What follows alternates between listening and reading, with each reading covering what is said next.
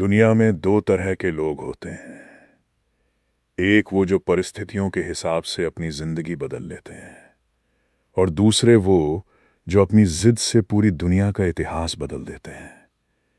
लेकिन एक सवाल हमेशा बाकी रह जाता है, क्या सिर्फ जीतना ही महानता है? क्योंकि इतिहास में एक ऐसा इंसान भी हुआ जिसने लगभग पूरे यूरोप को अपने कदमों में झुका दिया, जिसके नाम से साम्राज्य कांपते थे, जिसकी सेना को अजेय माना जाता था। लेकिन अंत में वही इंसान एक छोटे से वीरान द्वीप पर अकेला बैठा अपनी जिंदगी को याद कर रहा था। उसका नाम था नेपोलियन बोनापार्ट। आज की कहानी सिर्फ एक महान विजेता की नहीं है, बल्कि उस इंसान की है जिसने दुनिया को अनुशासन, आत्मविश्वास और महत्वाकांक्षा का मतलब सिखाया। और साथ ही ये भी सिखाया कि अगर अहंकार हावी हो जाए तो सबसे ऊंची उड़ान भी जमीन पर आ गिरती है।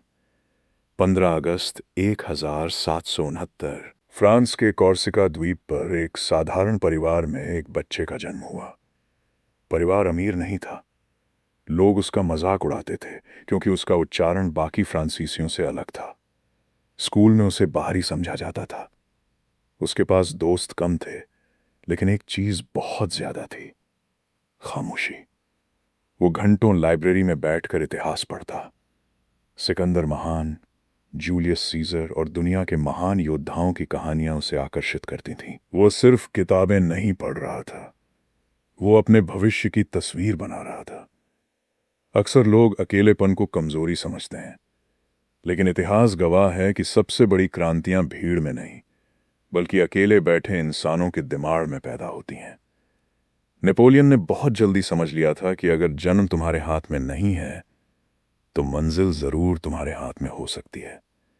नेपोलियन ने सेना ज्वाइन की। वहां उसने एक बात महसूस की, टैलेंट लोगों को शुरुआत दिला सकता है, लेकिन लगातार जीत सिर्फ अनुशासन दिलाता है। जब दूसरे सैनिक आराम करते थे, वो रणनीतियां बनाता था। जब दूसरे शिकायत करते थे, वो अभ्यास करता था। जब दूसरे सोचते थे कि यह असंभव है, वो पहले से अगली चाल की तैयारी कर चुका होता था। धीरे धीरे उसकी पहचान बनने लगी। उम्र कम थी, लेकिन सोच बड़ी थी। एक दिन उससे पूछा गया, तुम्हारी सबसे बड़ी ताकत क्या है? उसने जवाब दिया, मैं किसी भी परिस्थिति को अपने पक्ष में बदल सकता हूं। यही सोच हर सफल इंसान की पहचान होती है। हालात कभी परफेक्ट नहीं होंगे, लेकिन जो इंसान खुद को परफेक्ट बनाता रहता है, हालात भी उसके सामने झुक जाते हैं। कुछ ही वर्षों में नेपोलियन फ्रांस की सेना का सबसे चमकता हुआ सितारा बन गया। उसने एक के बाद एक युद्ध जीते। Italy, Austria, Prussia. यूरोप के सबसे बड़े राजा उसकी रणनीतियों से डरने लगे। वो अक्सर कहा करता था, impossible is a word to be found only in the dictionary of फूल्स।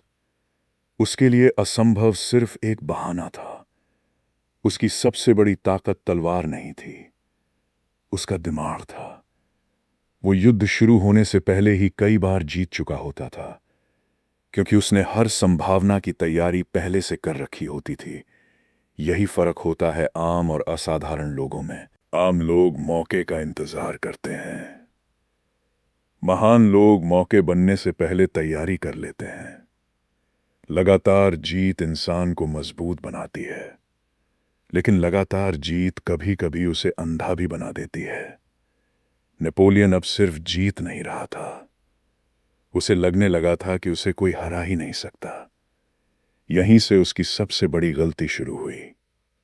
आत्मविश्वास कहता है, मैं कर सकता हूं, लेकिन अहंकार कहता है, सिर्फ मैं ही कर सकता हूं। इन दोनों के बीच का अंतर बहुत छोटा होता है, लेकिन परिणाम पूरी जिंदगी बदल देता है। जो इंसान खुद को अजेय समझने लगे, उसकी हार शुरू हो चुकी होती है। 1812 नेपोलियन ने रूस पर हमला करने का फैसला किया। उसके पास 6 लाख से भी ज्यादा सैनिक थे। उसे लगा कि यह युद्ध भी बाकी युद्धों की तरह आसान होगा, लेकिन इस बार उसका सामना किसी सेना से कम और प्रकृति से ज्यादा था। रूस पीछे हटता गया, रास्ते में शहर खाली करता गया, खाने का सामान जला दिया गया, और फिर आई भीषण सर्दी। नेपोलियन की सेना भूख, बीमारी और ठंड से टूटने लगी। जो सेना दुनिया की सबसे ताकतवर मानी जाती थी, वो बिना निर्णायक जीत के वापस लौटने पर मजबूर हो गई। कई बार जिंदगी में हमारी हार किसी दूसरे इंसान से नहीं होती, बल्कि हमारी गलत योजना और जरूरत से ज्यादा आत्मविश्वास से होती है। रूस से लौटने के बाद उसके दुश्मनों ने हमला कर दिया। नेपोलियन हार गया, उसे एल्बा द्वीप भेज दिया गया। कहानी यहीं खत्म हो सकती थी, लेकिन नेपोलियन ऐसा इंसान नहीं था। वो वहां से भाग निकला और सिर्फ कुछ 100 सैनिकों के साथ वापस फ्रांस पहुंचा। जैसे जैसे वो आगे बढ़ा, हजारों सैनिक उसकी सेना में शामिल होते गए। बिना एक गोली चलाए उसने फिर से सत्ता हासिल कर ली। यही साबित करता है, सच्चा नेता पद से नहीं, अपने व्यक्तित्व से लोगों को जोड़ता है। अगर लोग तुम्हारे पीछे चलते हैं, तो वजह सिर्फ तुम्हारी ताकत नहीं, तुम्हारा चरित्र भी होता है। लेकिन किस्मत हर बार दूसरा मौका नहीं देती। 1815 वाटरलू का युद्ध, यही वो दिन था जिसने इतिहास बदल दिया। नेपोलियन हार गया, इस बार हमेशा के लिए। उसे सेंट हेलेना नाम के एक दूरस्थ द्वीप पर भेज दिया गया। वहीं उसने अपनी आखिरी जिंदगी बिताई। सोचिए, जिस इंसान के आदेश पर लाखों सैनिक चलते थे, वो अब समुद्र के बीच एक छोटे से द्वीप पर अकेला था। यही समय की सबसे बड़ी सच्चाई है। सत्ता, दौलत, ताकत सब अस्थायी हैं, लेकिन इंसान के फैसले हमेशा इतिहास में दर्ज रहते हैं। नेपोलियन बोनापार्ट हमें सिर्फ जीतना नहीं सिखाता, वो हमें यह भी सिखाता है कि अनुशासन, तैयारी और आत्मविश्वास इंसान को ऊंचाइयों तक पहुंचा सकते हैं। लेकिन अगर वही आत्मविश्वास अहंकार बन जाए, तो वही इंसान अपनी बनाई हुई ऊंचाइयों से गिर भी सकता है। इसलिए बड़े सपने देखो, हर दिन खुद को बेहतर बनाओ, तैयारी ऐसी करो कि लोग तुम्हें रोकने की सोचें भी नहीं, लेकिन जीतने के बाद भी सीखते रहो, क्योंकि जिस दिन इंसान सीखना छोड़ दे, उसी दिन उसकी हार शुरू हो जाती है। याद रखो, इतिहास सिर्फ विजेताओं को नहीं याद रखता, इतिहास उन लोगों को याद रखता है जिन्होंने पूरी दुनिया को सोचने का नया तरीका दिया।